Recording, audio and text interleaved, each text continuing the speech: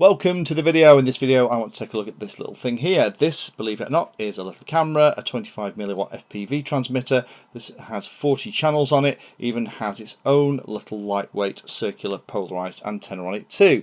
Now this is perfect for popping on indoor FPV aircraft, and it's something that we've been interested in for a little while. Now historically it's only been available from a couple of the main vendors and at ridiculous prices like $60, $70, $80, and I wasn't prepared to pay that kind of money to get one in to have a play with to see how good they were. This is the one from eSheen. So this is an EF-01 camera. I'll put a link down in the description. Need to say a very big thank you to Banggood because this is where it came from. And I just wanted to quickly show you what the video was like and run through the features. This one is only about $25, $26, which I think is much better than the kind of prices that they have been. Now there are lots of different versions around on this, and we may get some others to try as well. I'm looking to build like the ultimate indoor quadcopter. This way I think we'll probably end up playing with something like a tiny Whoop, but I was interested in these little cameras to add it to other kit that we've got. So let's go through some of the specs. Now inside the box you don't get an awful lot. You get the camera, and you have to be very careful, make sure that these little splines aren't bent on the top of the transmitter, and you also get the cable at the back as well. Now the cable at the back of this thing, and hopefully you can see how small it is, there's kind of my thumbnail next to it. The cable didn't come with any attachment on it.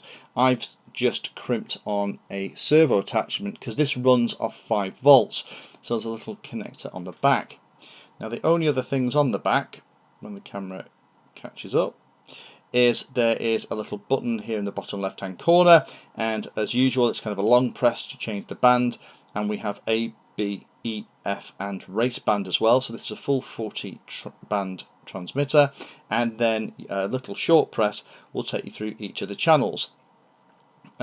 It weighs almost nothing. Now the case itself seems to actually be metal, and it does get very slightly warm in operation, so it's obviously designed for cooling as well as resilience as well. I don't think it's waterproof because you can kind of see through the case there, so I wouldn't like to try it dunked in any kind of water, but it does mean that even with all of that and the cable on the back, it's just over 8 grams. So even the smallest indoor models should be able to carry it, and putting this on top can turn it into an FPV model for indoor flying.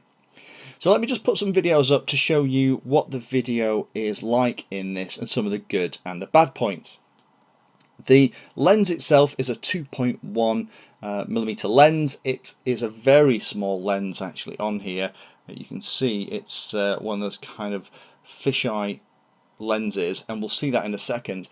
The thing that I found is outdoors, it doesn't do a bad job when it doesn't have a lot of different light conditions to deal with. It doesn't have a very wide dynamic range, so if you're indoors, which we'll look at in a second, it works really well. If you're outdoors like this, then so long as you don't look too much into the sky or somewhere else, you'll be fine. As soon as you do get too much sky in here, it doesn't feel like at the moment it's taking the exposure from where I think it should be, which is kind of the lower half of the frame, which is the best in my opinion for FPV. It allows you to maintain the detail on the ground.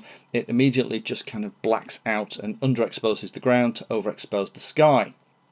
Indoors is a different proposition. There's a much better performance here in lower light conditions and light that's coming in through windows or overhead lights in the evening. It performed really nicely.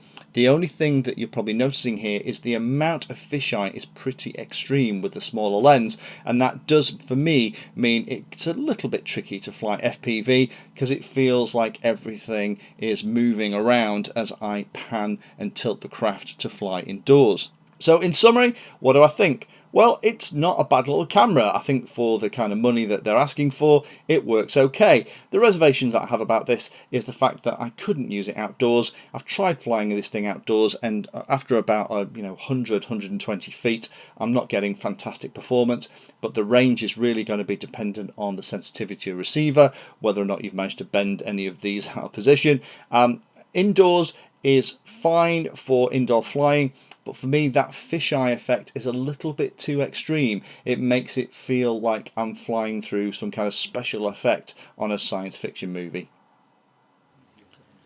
Thank you for taking the time to watch that video. There are lots of other videos on the channel and they're carefully ordered into playlists, so you may find that there are other videos on this same subject that you can go and watch. So I would recommend going into the playlist area of Painless 360 YouTube channel and looking around and seeing what there is. You never know what you might find.